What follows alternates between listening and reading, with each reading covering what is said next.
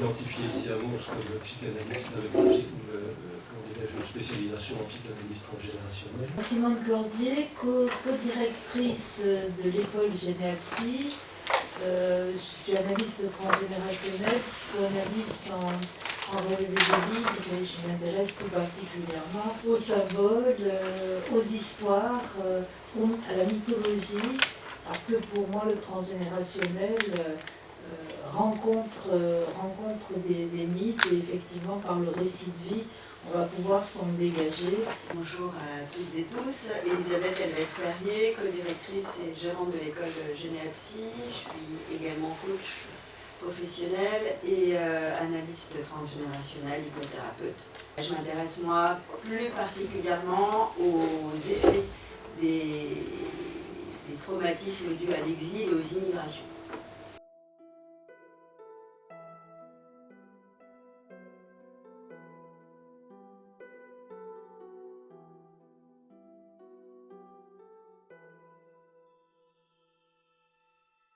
Moi, je m'appelle Pierre, je suis actuellement animateur d'atelier d'écriture. Je suis en fait responsable de Sequoia Waste et la mission en fait du réseau Sequoia est d'amener ses membres à valoriser leurs compétences et à construire un réseau social, tout ça dans la perspective, je dirais, de la sortie du monde du travail.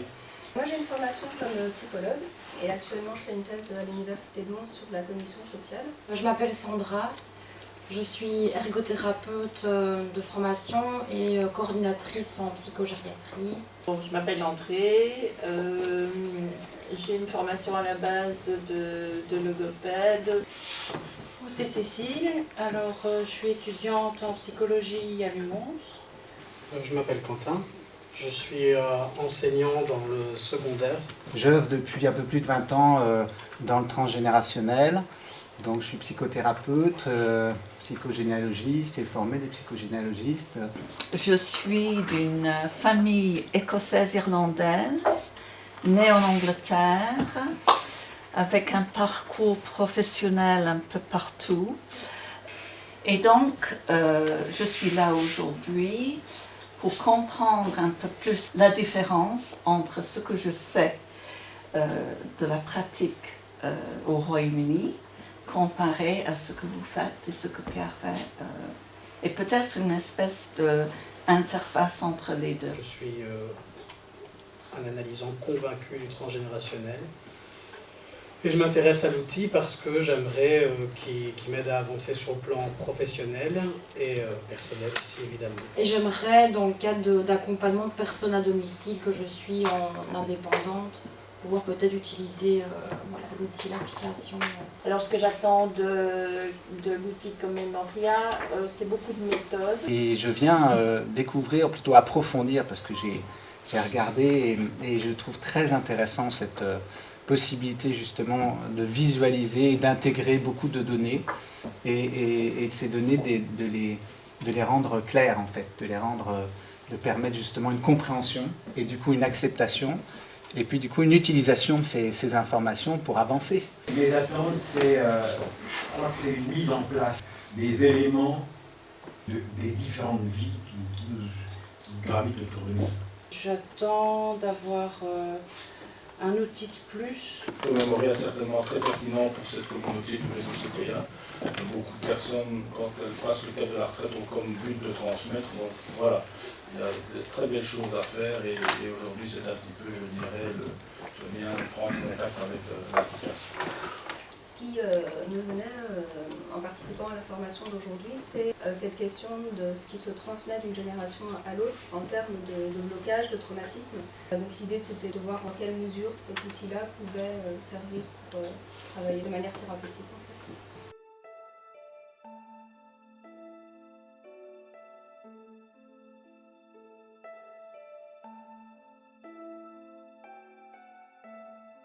La transmission de la mémoire entre les générations est fondamentale à la fois pour la santé mentale des individus, mais aussi pour la santé mentale des lignées, donc des familles. Vous remarquerez peut-être dans les médias, il y a souvent une confusion entre l'inter et le transgénérationnel. La transmission intergénérationnelle est une transmission qui est consciente et partiellement inconsciente entre les générations. alors que la transmission transgénérationnelle est une transmission qui est inconsciente. La psychogénéalogie, moi personnellement, je préfère parler de psychanalyse transgénérationnelle ou d'analyse transgénérationnelle parce que nous sommes dans le champ, justement, dans le champ de l'inconscient. Pour faire très simple, l'idée c'est quoi? C'est que les traumatismes de nos ancêtres, les deuils non faits, les tâches inachevées, les secrets de famille peuvent, soyons prudents, potentiellement avoir un impact, la plupart du temps délétère, sur la descendance. Et donc on peut considérer que la transmission transgénérationnelle, en quelque sorte, est un défaut de transmission entre les générations, puisque quelque chose qui a été vécu de façon difficile n'est pas passé dans la parole, n'est pas passé dans une transmission, dans une symbolisation qui s'est transmise de génération en génération. C'est la notion du mandat transgénérationnel.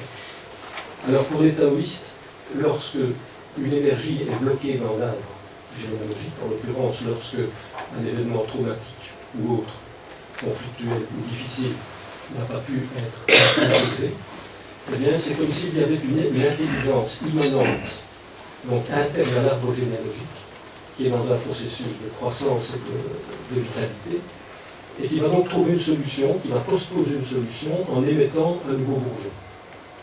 Et ce nouveau bourgeon, c'est une naissance. Et cette naissance va porter un mandat qui sera de reprendre à son compte, dans son existence, l'inachevé de l'arbre généalogique.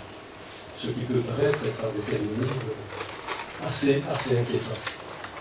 Vous verrez qu'au contraire, ça peut être vu comme une opportunité de développement personnel, puisqu'on a parlé de développement personnel et de notion d'individuation dont je parlais tout à l'heure. Deux psychanalystes d'origine hongroise, un couple, Abraham et Torok, vont dans leur clinique pointer plusieurs phénomènes.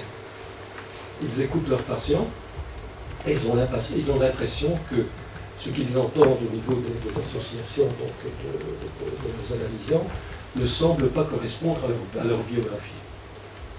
Et de façon métaphorique, il dit c'est un peu comme si quelqu'un parlait à l'intérieur du patient comme un ventriloque. Et donc ils vont commencer à conceptualiser trois choses. L'effet ventriloque, l'impression que le patient parle d'une autre histoire que la sienne.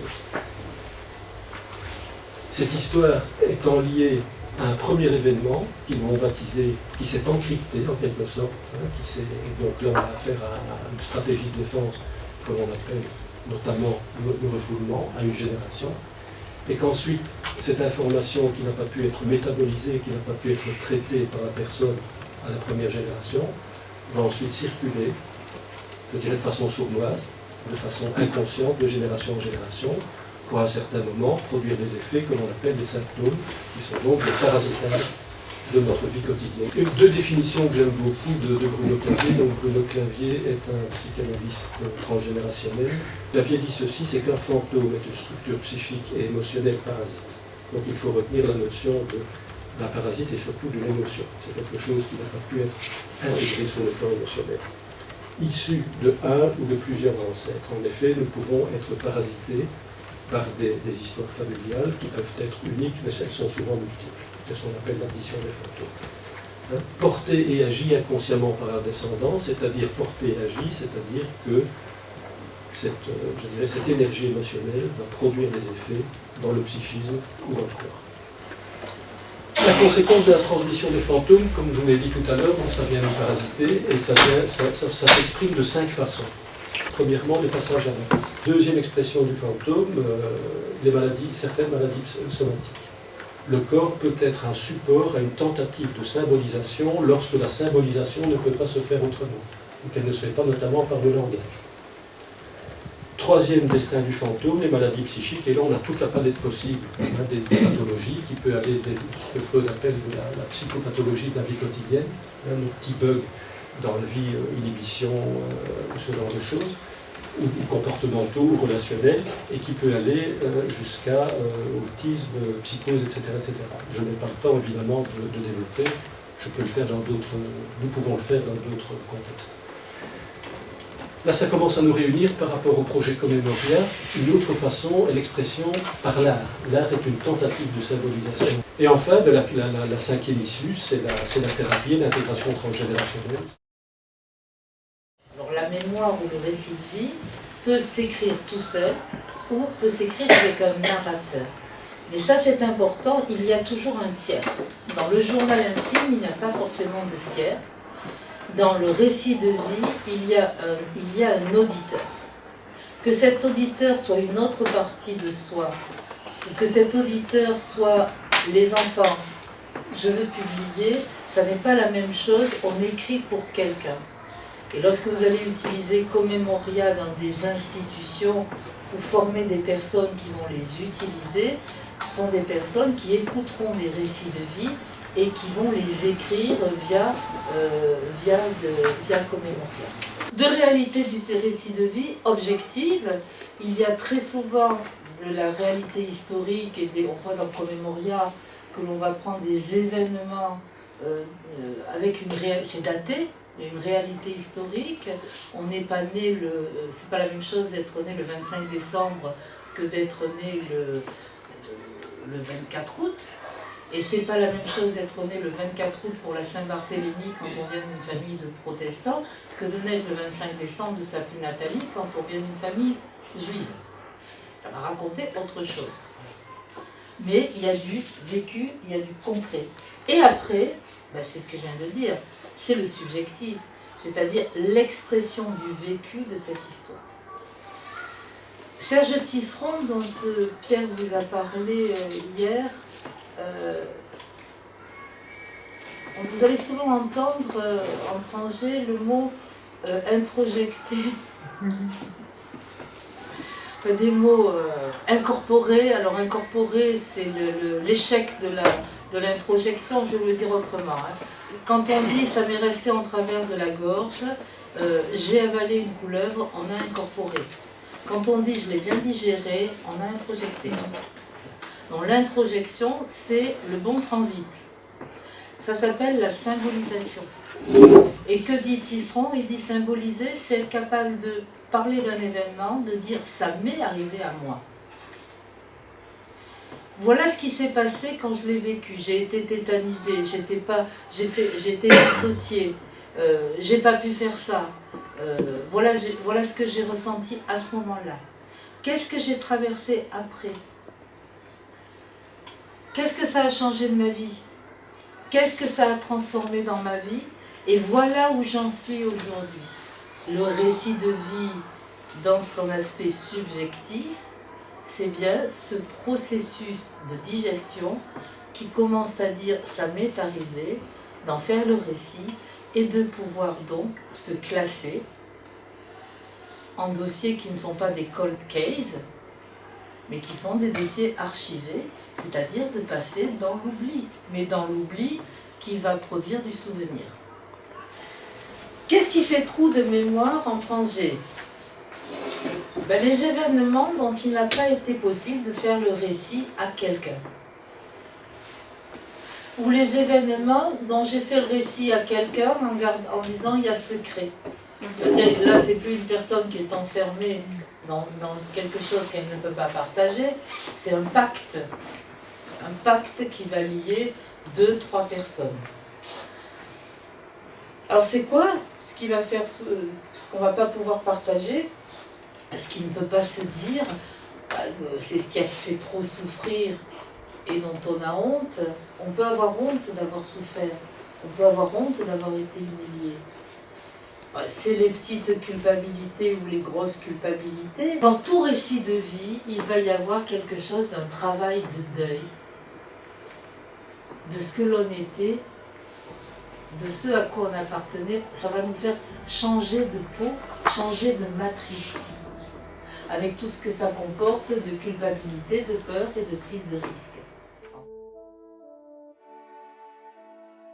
Moi, quand je suis venue, je me sentais un peu bloquée par rapport justement à mon récit de vie.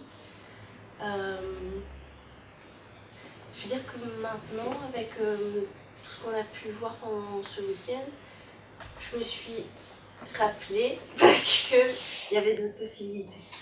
Et donc ce que je pense que j'ai réussi à faire ici, c'est créer du sens. C'est essayer de construire du sens par rapport à ce que j'avais pu comprendre, ce que j'avais pu entrevoir quand j'étais petit, ce que j'ai pu questionner en grandissant. Moi, je pense que quand j'ai rencontré l'outil Commemoria, j'ai plutôt fait une rencontre avec un ange qu'on connaît presque tous, hein, c'est l'ange de l'oubli, celui qui nous fait oublier certaines choses juste avant qu'on ait. Et c'est un peu ça en fait, c'est un peu ça Commemoria, c'est de se remémorer les choses pour faire partie d'un arbre en tant que bourgeon, pour pouvoir peut-être récolter ce que donne cet arbre et pour peut-être assumer de pouvoir semer à nouveau. Moi j'étais curieuse d'apprendre un nouvel outil et je suis ravie d'avoir découvert ce nouvel outil. Et ça répond vraiment à ce que j'attendais de cet outil pour mon récit de vie personnelle, de mes proches et pour les personnes que j'accompagne à domicile ou en maison de repos. Je ne suis ni thérapeute, ni psy, j'ai pas le diplôme, donc je dois me forger mon identité là-dedans. Complètement.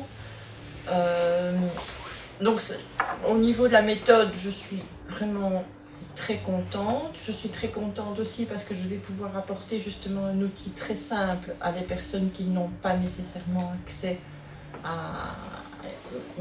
que l'ordinateur fait peur.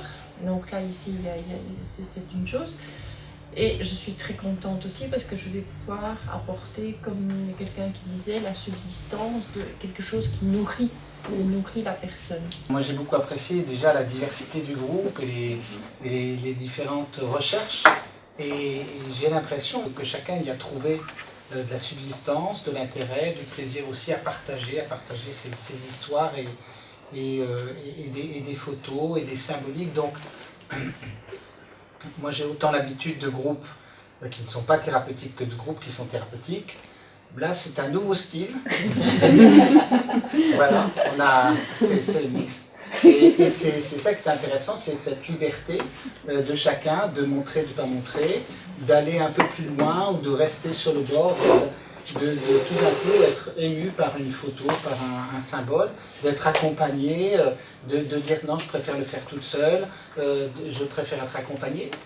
Voilà, et ça c'est déjà, on entrevoit la richesse de l'outil et surtout de la relation. Je travaille dans aucun des champs professionnels que vous présentez, donc je me sentais toute petite, du haut de mon 1m73, je me sentais toute petite, parce que vous avez manié et évoqué des concepts que je n'ai pas l'habitude d'entendre, mais j'ai appris énormément de choses. Je rebondis aussi sur ce que disait mon voisin, cette possibilité que j'ai peut-être à partir de maintenant de partager avec ma famille et notamment avec les frères et sœurs ce travail-là, de pouvoir discuter de notre histoire commune.